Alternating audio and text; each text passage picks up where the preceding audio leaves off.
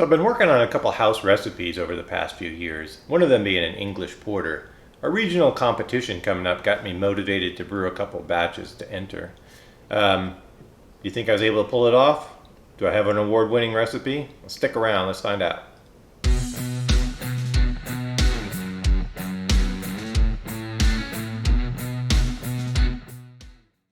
So before we jump into tasting this beer and talking about the recipe and the brew day, I want to just say a little bit about how I got here. So it was about the end of 2018, the end of 2018. I had a lull of brewing. I wanted to get back. I brewed first batch back in was an IPA. The next batch I wanted to do was a porter. Porter's a beer I love. I wanted to try to work on coming up with a recipe. So I came up with my own recipe. It was okay. It had a little too much victory malt in it, too much dark crystal malt with that raisiny character that I don't particularly care for, even though it's popular in some. So I stepped back. I found a recipe on BYO that talked about brown malt. And there was a recipe on there for a Fuller's porter clone, I believe, that used 1.5 pounds of brown malt. And so I took a lot of inspiration from that particular recipe, and I'll have a companion article up on cascadeshomebrew.com with a little bit more detail of the initial recipe and a little bit about what the BYO recipe was.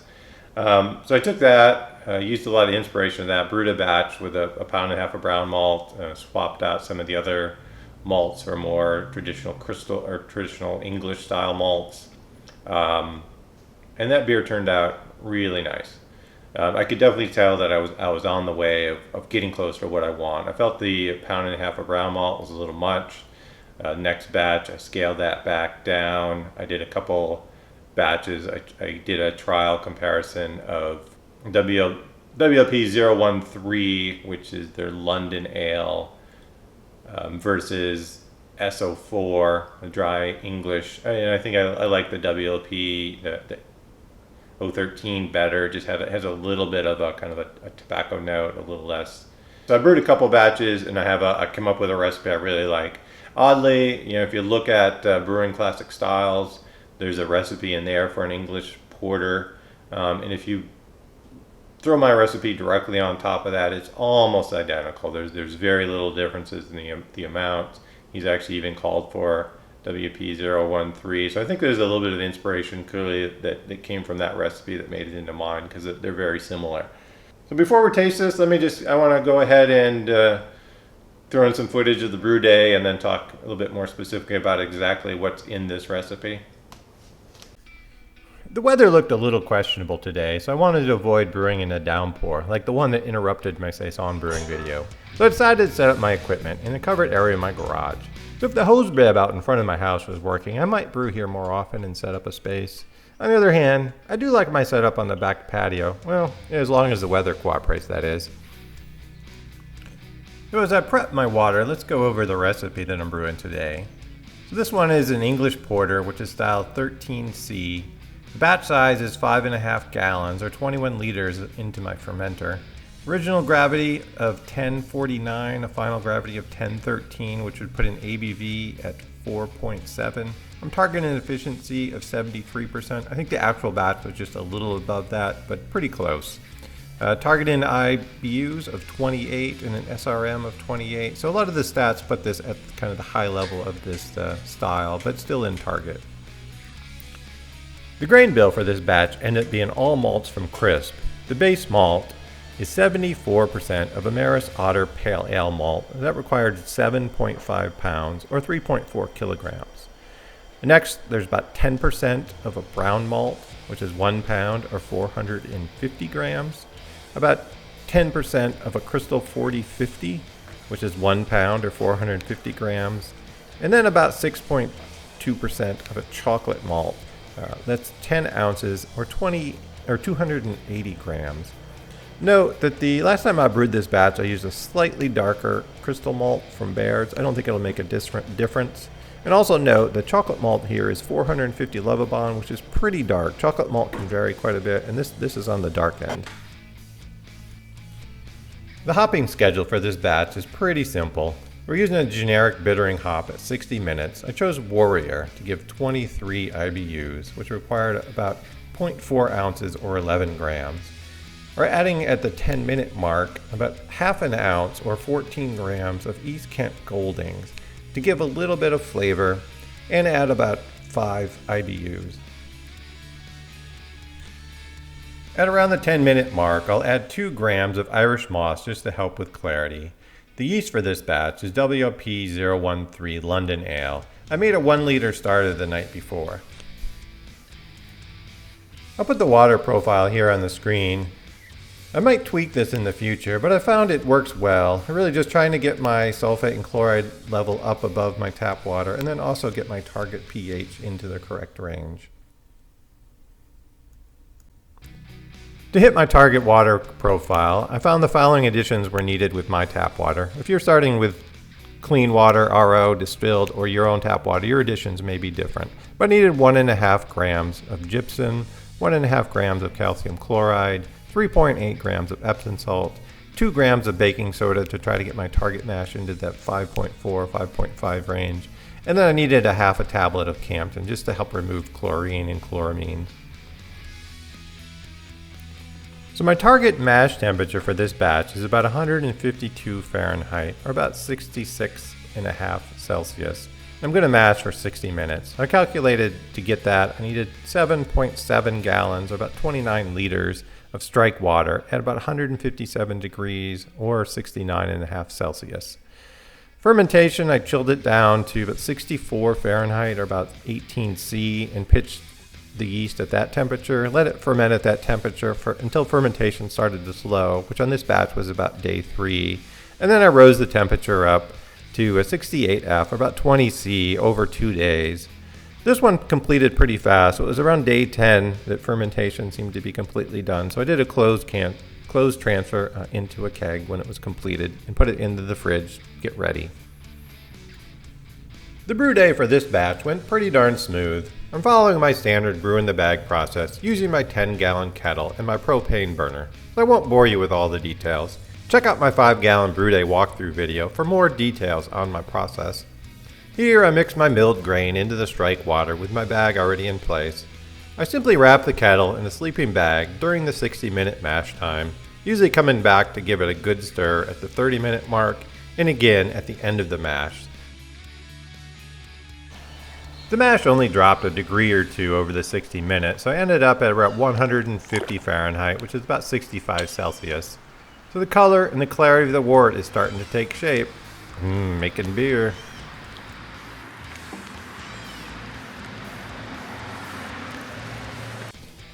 So I removed the grain bag and let it hang to drain as I heat up the wort. Luckily there's a nice solid bracket as part of my garage door opener that I can use. I will let gravity and the pressure from hanging do most of the work of extracting liquid from the grain bag, and I'll just let it hang until we get up to boil. As I approach boiling temperatures, I add my first addition of hops for bittering. Then, with about 10 minutes left, I add in my second addition for a little flavor, along with the Warflock tablet. With my fairly warm tap water temperature this time of the year, I get the wort down to close to 80 degrees Fahrenheit using my immersion chiller. Then I will use my fermentation chamber to get down the rest of the way to pitching temps. I chilled down a sample of wort to take a gravity reading. At this point, the wort is always too sweet to really tell the character of the beer, but the dark brown color with ruby highlights is exactly what I'm looking for. I end up recording a gravity of 1050, which is just 1 point over my target of 1049. With the wort chilled down to pitching temps, it's time to pitch the yeast. I made a 1 liter starter following the shaken not stirred method. I captured some video of the process that I hope to publish in a standalone video. I was away from home for a day, but at the 26-hour mark the fermentation was going strong. By day 4, fermentation started to slow, so I raised the temperature up to 68 degrees Fahrenheit over the next 2 days. With fermentation complete, I ended up transferring the beer into a keg on day 10. I often give a little more time, but the fermentation for this one was done and it fit my schedule that day, so I went ahead and kegged it. So I wanted to include this short video showing the carbonation level of the porter at 1 week. I hear people say that the set and forget method takes 2 to 3 weeks to get adequate carbonation. Well, this is 1 week after kegging, with the keg just sitting at 12 psi at around 38 degrees Fahrenheit in my fridge. My picnic taps do pour a little faster than ideal, and I need to get some longer lines one day, but the beer pours with excellent carbonation and head retention. For some beers, I find that carbonation does improve a little over the second week, but I'm a big fan of the simplicity and consistency of the set and forget method. All right, so now we're back. Time to evaluate this batch. What I plan to do is kind of run through it quickly. Since this is a competition entry, I wanted to go ahead and try to fill out a score sheet. I'll do that off camera, but then kind of come back and see what my feedback and ranking was on the beer. So as far as if we look through quickly, this was right off the tap. I'm going to submit bottled entries. I have some bottles set aside to evaluate to hopefully it's consistent with what's on tap. Aroma. I get a little of that. I mean the coffee notes from the brown malt are really kind of dominant in the flavor, but I do get a mix of, and I use the word fruity, but it's not appley. It's just a little bit of a characterful yeast presence, a little bit of kind of the smell of sweetness, a little bit of a roast aroma, appearance. I think it's really an excellent looking beer. The head has subsided a little bit, but it's a nice creamy light tan head. The color, it's dark. I don't know how well you can see it. It's nearly in a full glass. It's opaque, but it's a dark brown, slight ruby highlights. So whether it's such dark for the style, I think it's on the upper end. Let's go ahead and go in for flavor and mouthfeel. So there's a reason why I've kind of settled on this beer. So it's under 4%, under 5%, so about 4 point. I think this one maybe it measured like 4.9% or something. Target is right around there for the recipe. Easy drinking beer, nice, light, and crisp. The body is medium, but it's a very crisp and drinkable beer. I think there's one thing I think I learned. I think there's this fallacy that porter is a big, rich, thick beer, and I don't think that's necessarily the case. I think these are beers that are flavorful, that you can sit down and drink a pint or two in a session. I find they're actually very wonderful, kind of refreshing if I'm working in the yard. They feel like they have some substance, but they're also refreshing. Again, there's the brown malts there, the chocolate malts there. There's a little sweetness. There's maybe a little biscuity, from the crystal and the Maris Otter base malt. I feel like this one's very close to the prior batches I've done. Sometimes I feel like maybe it's got a little more of that. I hate to say the word acrid in a bad word, but just a little bit more roasty character that kind of sits on the tongue. Not in a bad way. The only input I have, like, is it off style? Because I've had several, the bottled English ones, and I'm never quite sure how the quality of the ones that I get that are imported. They tend to lean more toward raisiny, maybe a little kind of caramely, maybe even buttery, but not as, this one's roastier than a lot of those that I have, but it's where I want it to be. Overall impressions, I think it is a wonderfully executed beer. I don't get any kind of flaws, as far as off flavors, infection, carbonation, and head is wonderful. It's an easy drinking beer. It's to me, I guess my only concern for a competition, are the bottles going to hold up as well as off the keg? Do the judges think it's too roasty for an English porter, because I do like a more robust version of an English porter, and I'm kind of like the old guidelines. The old guidelines used to have robust porter, and I forget what they called the other, but I like. And then they switched it to American porter, English porter. My favorite type of porter is a more robust porter that's made with English hops, English yeast, English grains. So I kind of, there's a lot of me that likes the sort of American, some of the characteristics of American porter, but I really like the English styles, the English character that you get from English style ingredients. All right, so what I'm going to do now is I'm going to go ahead and look a little closer at the style guidelines. I'm going to go ahead and fill out this sheet and come back and see if. So I thought it'd be kind of interesting to have my own sheets and then compare those to what I get back from the judges. So I filled out one of the 50-point score sheets. I do a lot of judging at my club competition, but we use a simplified 20-point one. So this would be some good practice for me, getting some feedback on this. You're looking at the sheet that I filled out. There's descriptors, definitions. I'm not quite sure if you're supposed to check just inappropriate ones. But I did get there's some estery, fruit estery flavors that I think are appropriate. There is some yeasty, some bready.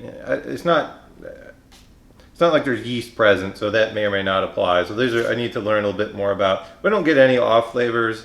When we went through the aroma, just kind of how we talked about in the video. I get coffee, roast, English. I get the English yeast esters. I get some background bready, toasty with maybe a touch of caramel. The appearance, I went ahead and poured a smaller glass here. You can definitely see the dark brown with a little bit of ruby highlight. So I think the color is as well. So I don't know if I mentioned. So I gave 10 out of 12 on the aroma. Appearance, I thought the appearance was really spot on. Maybe you could. So I give it 2 out of 3. I think the head and the color and the head retention and carbonation, everything are really nice on it. Flavor, I like this better. So I give it an 18 out of 20. Notes, coffee, backing roast chocolate, has some complex malt character. So this is something I noticed when I was really kind of paying attention to it. The beer, the initial taste, you get some coffee and some sweetness. As it sits on the tongue a little bit, you get this more building complexity that kind of changes and stay with you. And that's something I really like in a beer, something that you kind of take that sip, it sits with you, and then it kind of makes you want to come back for another sip. So I get a little bit of that sweet up front, a little bit of kind of some roasty character that lingers. So again, 18 out of 20 on flavor. Mouthfeel, I give it a 4 out of 5. I think the mouthfeel is really, really good on the beer. Medium mouthfeel, I think the carbonation is appropriate. So hopefully the carbonation in the bottles is very similar. It's a light creamy texture, but it's still very drinkable. So my overall impressions, I give it 9 out of 10. Wonderful, easy drinking porter. So I noted more roast character than some classic examples. So whether that, to me, that was potentially where it could get dinged in a competition, or if it's more of a preference thing. Like this is really exactly what I'm looking for. So I ended up with a 44 score, which puts it in right at the end, top of the excellent category. I like to think that somewhere around 40 means, hey, I brewed a really good beer. To get points above 40, you need to have like some things that kind of stand out from the crowd, above and beyond. And I think this one does stand out, and I'm pretty excited about moving forward. For me, I think as I was working through the recipe, what are the things that kind of elevated my porter to the next level? At least hopefully, I think it could come back as a 28 beer, and I need to go back to the drawing board. But to me, swapping over to good quality English malts, stuff from Crisp, from Baird, some Maris Otter base malt, versus just using traditional English or traditional American malts. I think that at least, whether it's just bias or not, I enjoy using those malts, and I enjoy the character that they give. I think I think Breeze crystal malt tends to have a little bit more of a clean sweetness, where some of the English crystal malts, I think they add just a little bit more of a sort of dry, roasty flavor that I like. Brown malt I think is a wonderful addition. I really like it in a lot of beers like this. I think it works well in to give that light coffee flavors, and then I think when it's paired with some roast and sweetness, it can really kind of push some nice chocolate malts in a darker beer too. For me, finding an English yeast that you like, and then figuring out what works for your fermentation and your preferences. I found fermenting. I really like the WP013 after a couple yeasts. I find fermenting it kind of cool on the cool side, about 64 degrees during initial fermentation, and then ramping it up to ensure you get complete fermentation. I want to play around a little with some other yeast, or maybe want to play around with like maybe open fermentation and drive some more esters. The only thing I say with yeast, maybe I want to try some dry English yeast, something that other than SO4. See if I can find a dry yeast that I really like in a porter. But I really been happy with the WP013. And for me, I think one thing that really elevated this beer was getting the pH in order. I find, and I'm not sure what it is, all the software that I use have tried predicts a higher pH than I actually come out. And if you look at the recipe, it's 25% between the brown malt, the crystal malt, and the chocolate malt. It's 26% of the base malt. So that's a lot of specialty grains in the beer. And I think the brown malt it's a roasted malt, at least, and I'm not sure if it's Chris versus anybody else's brown malt, but it was really the first couple of batches when I started measuring, I was getting right around 5.0 mash temp, and I think that ended up with the beer being a little too harsh. Whereas I was able to use a little bit of baking soda to drive the mash pH up. I think it ends up with a nice finished beer. Whether the sodium that the baking soda adds, what that adds to the beer, it's hard to tell. But I really, once I started getting the pH in range, I think the beer significantly improved. So again, moving forward, I want to try some different yeasts. The other thing I want to try a little bit is with the water profile.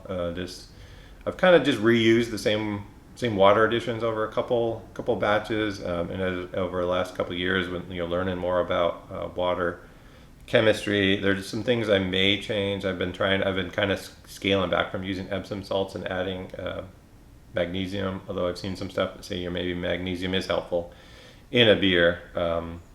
This one's got a higher sulfate, 1.35 sulfate to chloride ratio. Maybe want to play with a 1-to-1 ratio, but I definitely feel like, so my tap water is typically higher in chloride than sulfate. So even though that typically you think a malty beer you need to add get that chloride level up, I think I've found getting both of those up closer to an 80 or 100 for beers like this versus say the 30 that may be in my tap water. I think it just helps to add a little bit of character, a little higher mineral load in the final beer.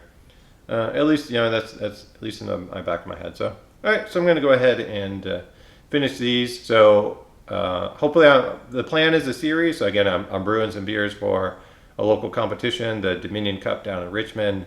I've got bottles of 3 of the entries. I've got an IPA that's on tap. So basically, I've got a Saison, which was my first brew day video that I put out. It turned out pretty well. It's got some untraditional ingredients, but we'll see how it does. I had thought about brewing another batch of it, but just really didn't have time. And the beer was actually I'm really happy. And I feel like Saisons typically age well and they get better after a couple months. So I bottled some of those a while ago. They've been sitting them. I brewed a double that I think turned out really well. I'm hoping the carbonation in the bottle kind of gets up to where I want it to be. I brewed this porter, and I just recently kegged an IPA. About a week ago, I kegged an IPA that I hopefully hopefully hits where the mark where I want it to be. So I'm going to have some videos where I'm going to go back. I'm going to do a tasting of the saison, do the same kind of thing, try to fill out a score sheet, see where I feel it might fit. I'm going to do the same thing with the IPA and the double as well. And then we're going to come back once I actually get the scores, which will be judging is mid-August. So hopefully around there we'll actually come back and evaluate the scores. I'll have some bottles of the beer set aside that I can compare against the score sheets, and then I can compare those against what I thought the beer tasted like, and just see. It'd be interesting to see how accurate I can fill a score sheet. Try to get over my own personal biases for my own beers, and see if maybe I can win some medals or get some good feedback on improving the quality of my beers. But all right, so again, this is Brent from CascadesHomebrew.com. If you like content like this, be sure to go ahead and click that subscribe so we show up in your feed. Click the notifications if you want. Click that like button. Get the other people know about the content. I'll be coming back again for the videos in this series, and hopefully we can take the information from this video and some of the other videos and get out there and start building some great beer.